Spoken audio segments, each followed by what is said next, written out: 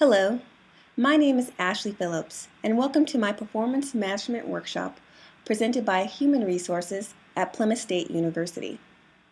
This workshop was originally held in January of 2013, and the intended audience was supervisors that supervise benefited status employees. The information in this video can be useful to anyone who wants to learn more about SMART goals and performance management. Due to upload restrictions, this workshop will be presented in two separate videos, Part 1 and Part 2. In addition, there are activities throughout this workshop that I encourage you to participate in by pausing the video. These activities are designed to make the workshop interactive and also more relevant. Let's begin. So the first part of our workshop starts with SMART goals. And if you have any experience with SMART goals, you understand that really it's a smart way of thinking. It can extend beyond the simple goal setting process and can really inform how you approach your work. Let's define what SMART means. This graphic I have taken off the internet. So let's start with S. Specific. Clear, concise, and tangible. The more specific your goal is, the easier it is to understand and the easier it is for you to achieve because you have a better foundation for what it is you're actually trying to achieve. Measurable. While dollars is the easiest way to measure how you're meeting your goal, some of our goals are not linked to money. So making sure that you can actually look at your goal and assess how you're doing, where you're at. Creating measurable opportunities provides you with that assessment piece. Actionable. I like to say action-oriented. What steps, what tasks do you need to do to ensure that this goal is met? Realistic. I argue that your goal should be 90% realistic. The example I used in the in-person workshops is, let's say your goal for 2013 is to go to the moon. Can you go to the moon? Why, yes, you can. However, unless you're a millionaire, you're probably not going to the moon. So you want to choose a goal that you actually can achieve. Part of the realistic piece is asking yourself, what resources do I need to achieve this goal? If you don't have access to the resources, then your goal really isn't realistic. And then timed. I like to say timely. And while deadlines are important, equally as important are stopping points in which you measure and assess where you're at with the goal. I encourage individuals when setting goals to not only define the deadline, but to define your touch base points. For example, if you have a year-long goal, maybe sitting down every quarter and examining where you're at, what do you need, and is this goal still relevant? Or do you need to be more flexible and change your goal a little bit to better meet the needs of yourself, your department, your organization, etc. Here are some of my tips for crafting SMART goals. If you have your own tips, please feel free to write them in the comments boxes underneath the video. Tip number 1, begin with the end in mind. What is the purpose of this goal? What is it that you want to achieve? Starting with the end in mind will allow you to work backwards to make your goal smarter. It'll get you thinking about what do you need to get there, right? How are you going to get to this end point? What resources, tool, timeline, etc. All of the elements a SMART goal should have, you can get to by looking at the output. What is the end result that you want to achieve? Focus on the positive, tip number 2.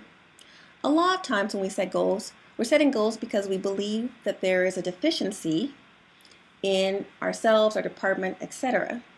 But focusing on what you do well will, 1, make your goals more realistic and easier to achieve, but 2, it'll help boost up those areas in which you feel you're deficient. By working on what you do well, naturally everything will follow suit. Create a visual representation, tip number 3.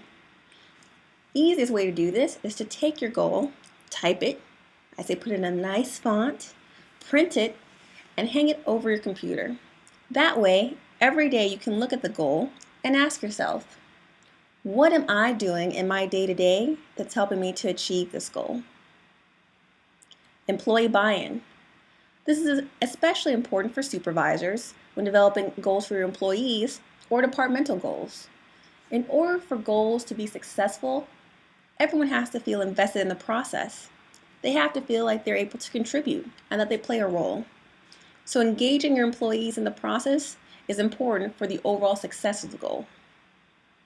And then I like to tie in a reinforcement and assessment strategy and timeline.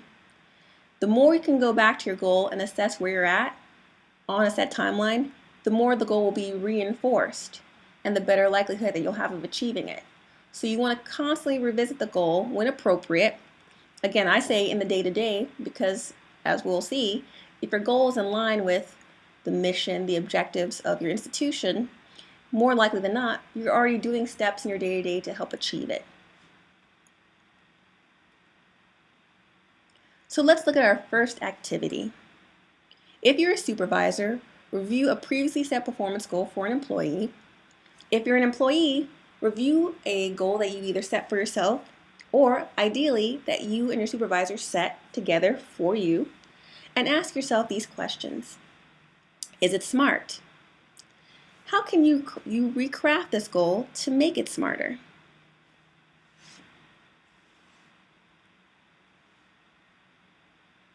Let's look at how SMART goals nurture performance management.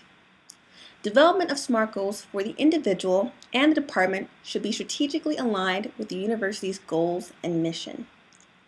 SMART goals and performance management have a symbiotic relationship. For example, when you have a SMART goal, ultimately informs what you do and how you do it. It can improve your performance management process, therefore making you a better employee, and also making sure that you're aligned with the university's mission, goals, etc. On the flip side, in order to make sure you're in line with the university's goals, mission, strategic plan, your goal development should be linked to all of those core concepts. So they work together.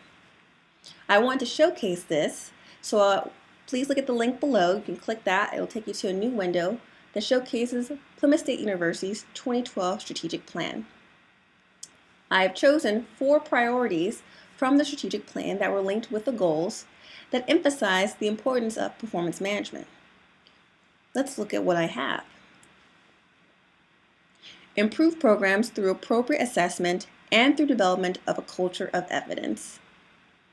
Looking at our evaluation process, it allows us to assess who we are, where we're at, and how we're going to improve. We're able to highlight what we do well and also focus on areas for growth. That's one way we support the mission. Be an employer of choice for PSU faculty and staff who excel in areas of expertise, are committed to student success, and advance the mission of the university. While having performance management, and especially goal development as a part of this, we can look at, again, what areas do we do well in, and further support each other in continuing to do well as part of performance management, but also making sure we're still in line with the mission of the university. Again, goals and performance management are symbiotic, and they all should be linked to what we're doing as an institution. Provide faculty and staff with increased opportunities for professional development by encouraging and funding professional and leadership development opportunities. Part of performance management is working with your employee to drill down what it is they need to grow.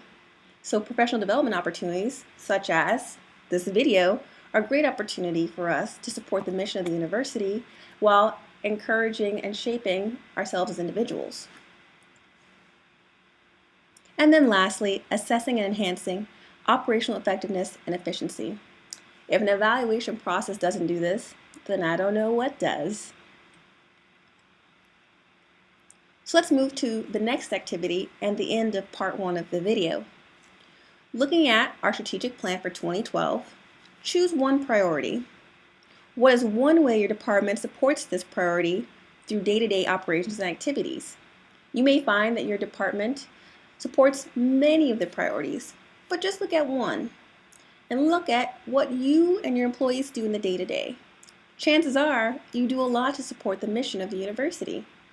So looking at this from a performance management perspective, how can you showcase to your employee the value of what they do?